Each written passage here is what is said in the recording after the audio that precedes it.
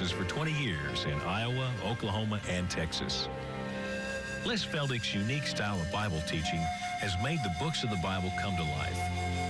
When Les is teaching, it's so interesting that people say time just seems to fly by.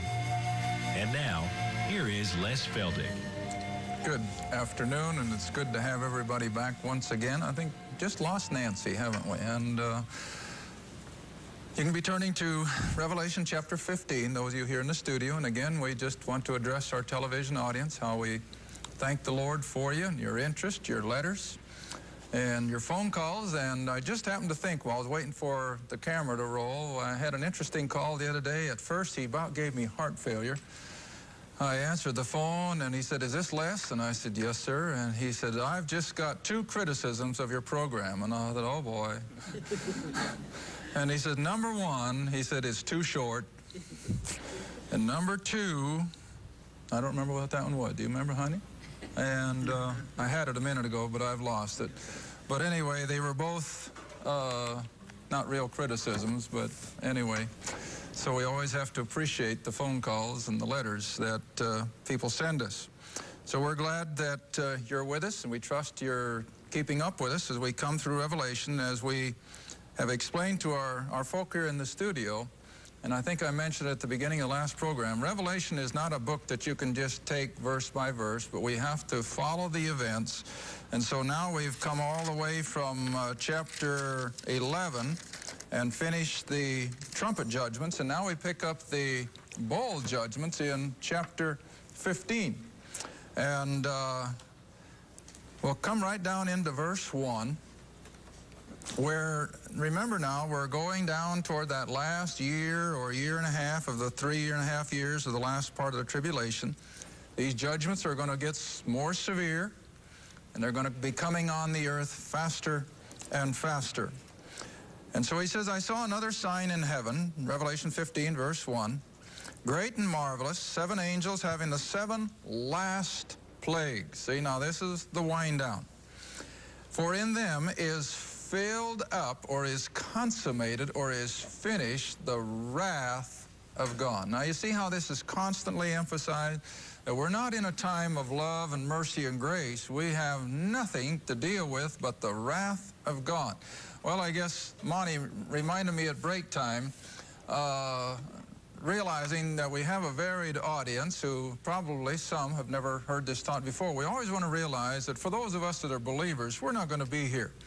We can read these things, and we don't have to be worried that we're going to have to go through all this, because, as I said in the last program, the church is insulated from these things. It'll be taken out before all this comes to pass, because Paul makes it so plain that we have not been saved to his wrath. We have been saved from it. And for those of you who know not the Lord, who have never experienced salvation, this, of course, is written, I think, as an instigation to get right with the Lord, because these are going to be awful. Now, we know eternal hell is bad, and it's certainly beyond this because it's without end. But nevertheless, these folk are going to have to go through all of this with the physical emotions and the physical pain and the suffering, and no hope of escaping it. And so it is. It's a warning, it's an admonition for those who are not ready to meet the Lord and to be raptured out of all this, to certainly consider God's offer of salvation while yet the time is available. All right, so now then the wrath of God is finally going to be consummated in these final, or these last 7 judgments or plagues, which are called the vials in the King James, or the bowl judgments. Remember, I explained at the last moment of the last program that the reason is you can pour out a bowl instantaneously, whereas a different container would take longer. All right, now then, verse 2, we have a vision here in heaven, "And I saw, as it were, a sea of glass mingled with fire, and them that had gotten the victory over the beast." In other words, we see the martyred tribulation saints already there in the presence of the Lord in glory. They had gotten the victory over the beast, or the Antichrist, and Satan, who is now indwelling him, remember, and over his image and over his mark and over the number of his mane, and they're standing on the sea of glass, having the harps of God. Now, I guess it's a verse like this where people get the idea that all we'll do when we get to heaven is strum a harp. Now, that's certainly going to be part of it, but it's going to be more than just strumming harps. But here they are. And then verse 3 is an interesting one. And they sing the song of Moses, the servant of God, and the song of the Lamb. Now, those are two separate songs. The song of Moses, let's go back and look at it. I think we'll take time. Exodus chapter 15. Exodus 15, and Israel has just come through the Red Sea. And they're gathered around Mount Sinai. Maybe they haven't even gotten quite to Sinai yet. No, they haven't even gotten there, but they're just through the Red Sea. And they've looked back and they've seen the carnage of the Egyptians, charioteers, and the horses and everything else, floating and what have you.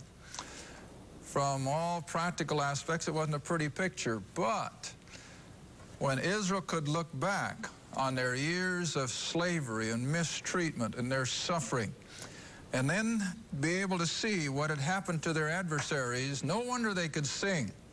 And so this is the Song of Moses, Exodus 15. And again, now you want to remember, as I've made that analogy and over as we studied Revelation, it's such a repeat of that Exodus experience and that dealing with the Pharaoh and the plagues, only of course it'll be on a far grander scale. Now here is another parallel.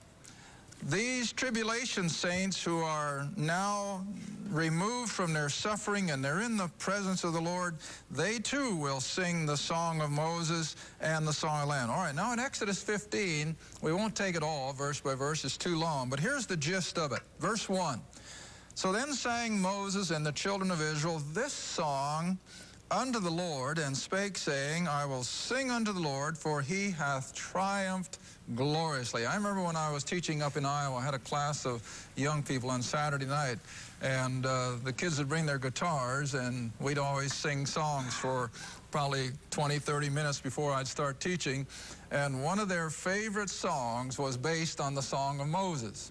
How he has triumphed gloriously. I wish I could remember the words in the tune, but it was a copy off of this. And how he hath triumphed gloriously, the horse and his rider he hath thrown into the sea. Now remember, they're looking back at the Egyptians floating on the seashore, having been drowned, of course, by the Red Sea. And then they continue on in their singing. The Lord is my strength and song. He has become my salvation. He is my God. And I will prepare him a habitation, my father's God, and I will exalt him. The Lord is a man of war. Indeed, he can be. And the Lord is his name, and so on and so forth. And then you come on down to verse 11. Now, this is all part of this song that the Israelites sang as they came through the Red Sea experience. Who is like unto thee, O Lord? Among the gods, who is like thee, glorious in holiness, fearful in praises, doing wonders? Thou stretchest thy right hand, and the earth swallowed them. Thou in thy mercy hast led forth the people which thou hast redeemed. You get the picture? They're singing that song of deliverance, of redemption. All right, now that's the Song of Moses, of course. Now I'd like to have you come and stop at Psalms chapter 22. And here again is a psalm of David, and David could also put some of his thoughts into song, which, of course, always resounded to God's glory, words of praise and worship. Now, in Psalms 22, which, of course, is the resurrection chapter and the crucifixion chapter in Psalms, but you come down to verse 22 of Psalms 22, I will declare thy name unto my brethren.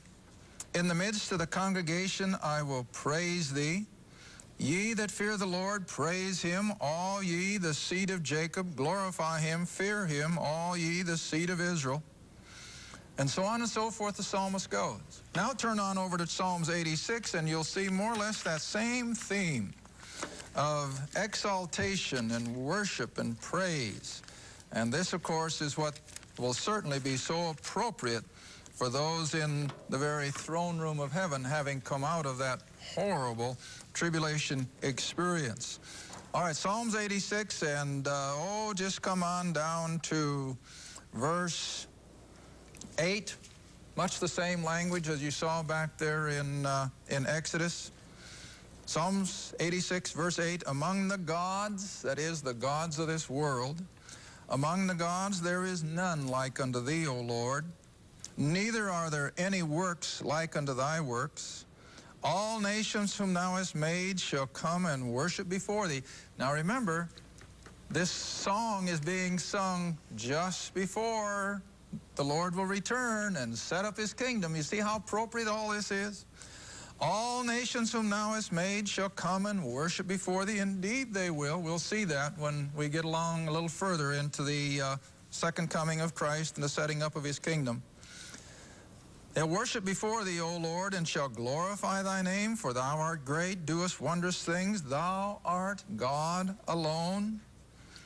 Teach me thy way, O Lord. I will walk in thy truth. Unite my heart to fear thy name. I will praise thee, O Lord, my God, and so on and so forth again. You see the praise and the exalting of that song? Well, now come back to Revelation, and this is exactly what they're going to be singing and proclaiming here in the very presence of God. Now come down to verse 3. That's where we left off. And they will sing the song of Moses, the song of the Lamb, saying, great and marvelous are thy works, Lord God Almighty. Just and true are thy ways. Remember in the previous two programs I've alluded to that? That no matter how awful these tribulation experiences are, God isn't being unfair. He's not unjust. They are getting exactly what they have deserved. And so this is the whole thought, that just and true are thy ways, thou King of saints. Who shall not fear thee, O Lord, and glorify thy name? For thou only art holy. For all nations shall come and worship before thee. It's never happened yet, but it will, see? For thy judgments are made manifest. Now, John says, after that I looked, and behold, the temple of the tabernacle, the testimony in heaven was opened. We saw that happen once before, back in chapter 11. And the 7 angels came out of the temple having the 7 plagues. Now, here's your final bowl judgments. The 7 angels with the 7 final plagues, clothed in pure and white linen, having their breasts girded with golden girdles.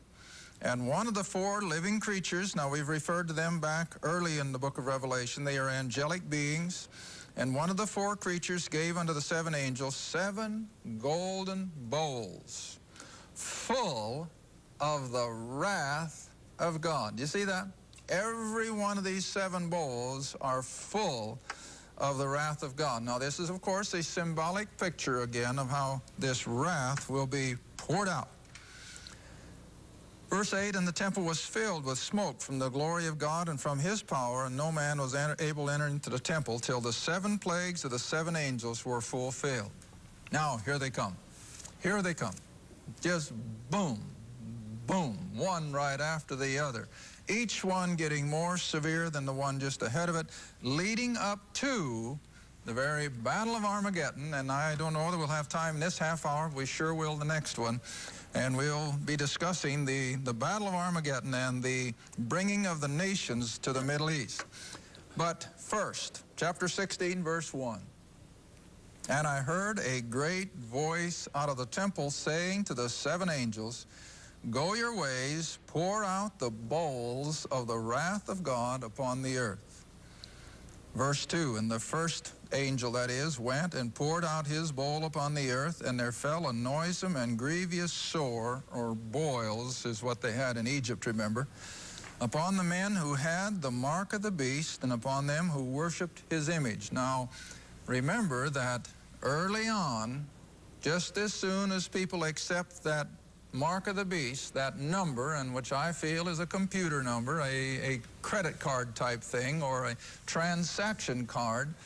In fact, in one of my classes the other night, someone had a card that is now being used in Europe, and that card has everything on it that pertains to your everyday experience. In other words, it has your health record, it has your bank balance, it has everything.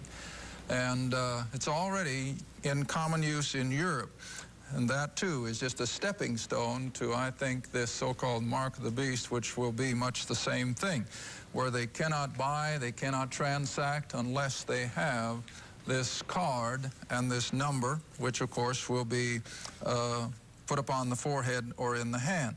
But anyway, now the whole world will come under this plague of grievous boils, misery. And they had it in Egypt. We don't have any problem believing that. But now it's going to be worldwide. Now verse 3. How long this will last? Your guess is as good as mine. A couple months? Who knows? And then the next angel poured out his bowl upon the sea. Now I think the sea here is not referring to the sea of humanity, but rather the oceans as we know them. And it, that is the oceans, became as, not literally, but as, likened unto the blood of a dead man. And every living soul, or every living thing, that is all the fish and all the creatures living in the water, died in the sea. Now you can about imagine what that does to the shores and to the oceans. We talk about pollution. We know nothing of pollution as it's going to be here. Verse 4, the third angel poured out his bowl upon the rivers and fountains of waters, and they became blood. Now this is literal blood. Now the reason, of course, you remember, go back to Egypt again. You remember that when Moses placed his rod over the river, and the river became completely unpalatable, they couldn't drink it. What the Egyptians immediately began to do? Well, they dug freshwater wells, you remember? And tried to get fresh water that way. Well, here, you see, God is going to turn all drinkable water into blood. Now, why blood? Well, again, look at the human race tonight. They're bloodthirsty. You know, I've always put it this way. When God created Adam, he created him a human being, didn't he?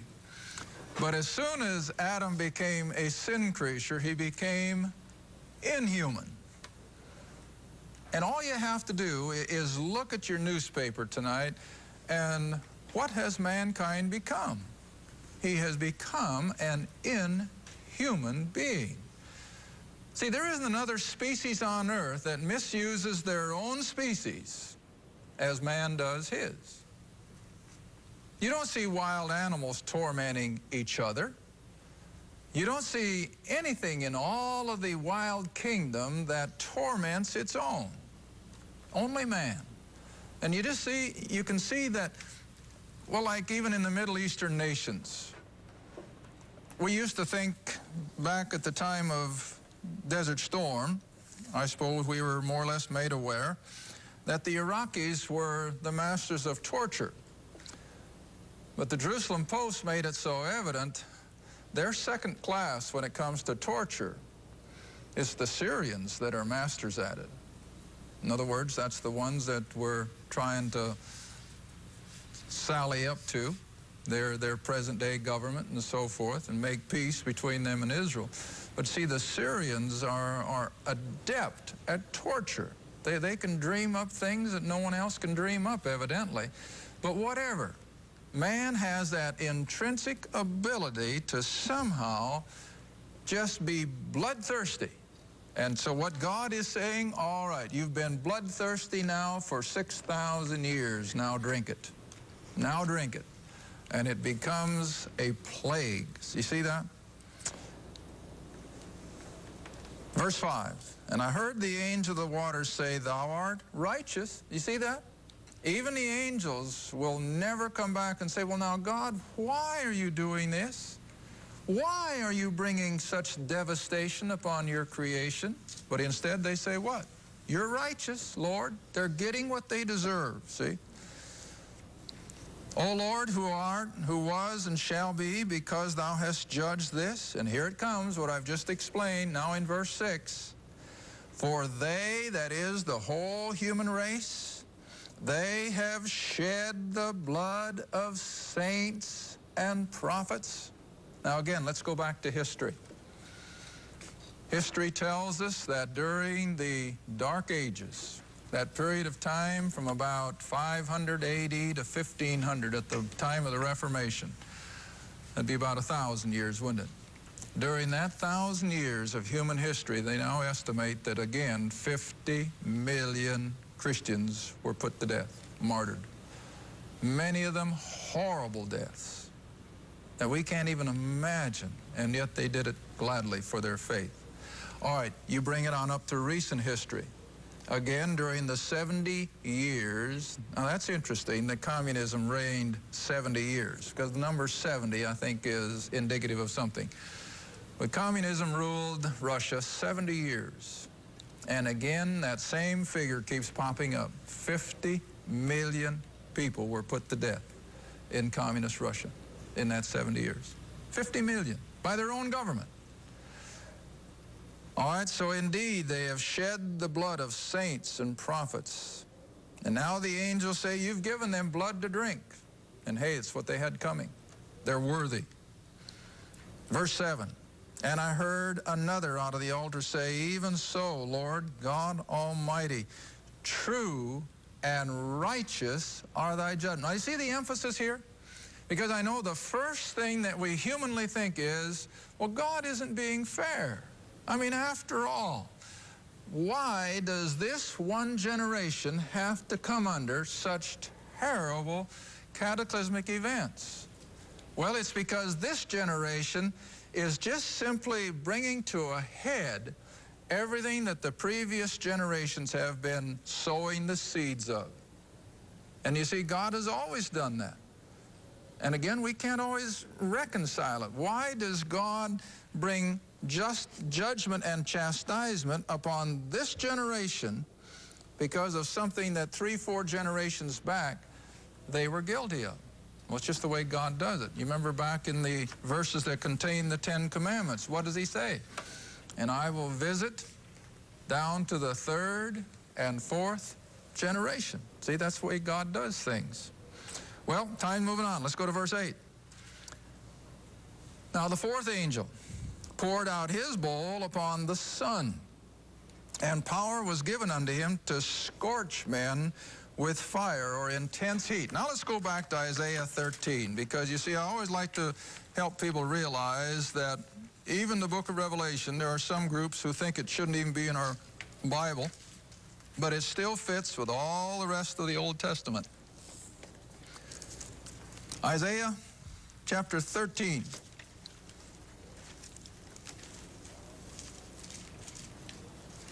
Oh, let's come down to verse 9.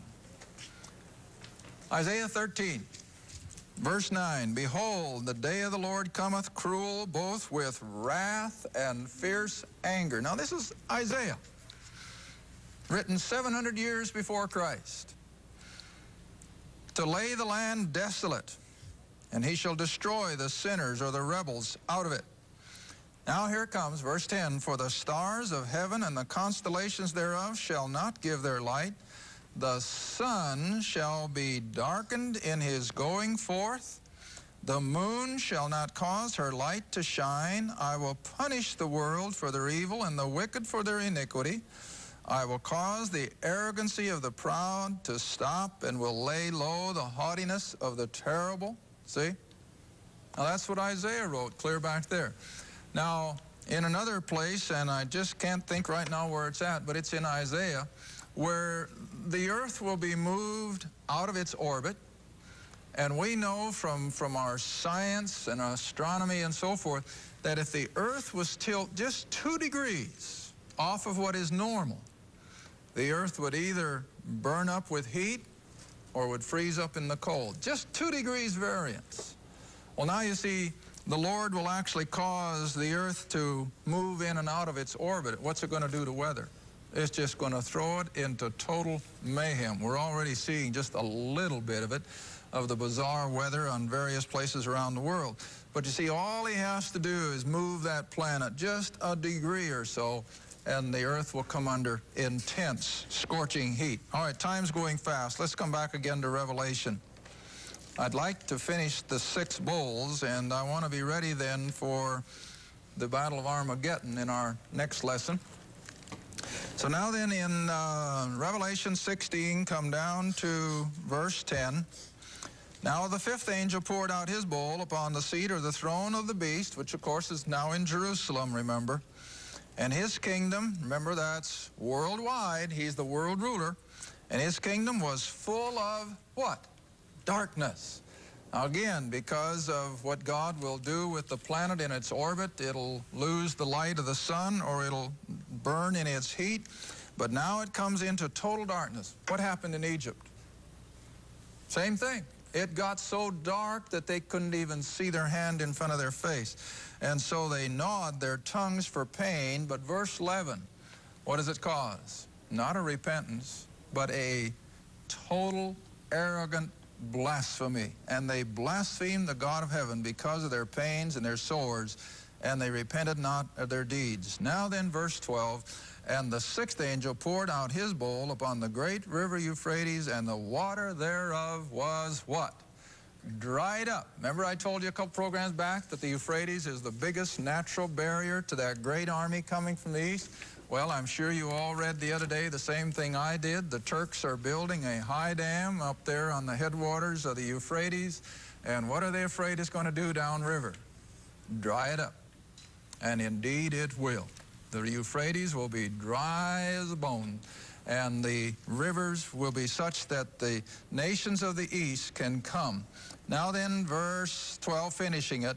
The great river Euphrates and the water thereof was dried up, that the way of the kings of the east, the Orient, might be prepared. In other words, that last obstacle will be removed for their 200 million man army, as I see it coming from that other chapter. And then verse 13, and we're going to have to stop here. Our time is gone, but it'll be a good place to begin our next lesson. Here in verse 13, we now see the satanic powers literally go out to all the heads of the nations of the world in order to send their armies where? To the Middle East, to Jerusalem in particular. Thank you for watching Through the Bible with Les Feldick, a weekly Bible study. If you would like more information about the Les Feldick Ministries, a Bible study in your area, or about this program, write to Les Feldick Ministries, Route 1, Box 760, Kinta, Oklahoma, 74552. That's Route 1, Box 760, Kinta, Oklahoma, 74552. Through the Bible with Les Feldick is viewer supported, and your gift is appreciated. Thank you, and be sure to tune in next time for Through the Bible with Les Feldick.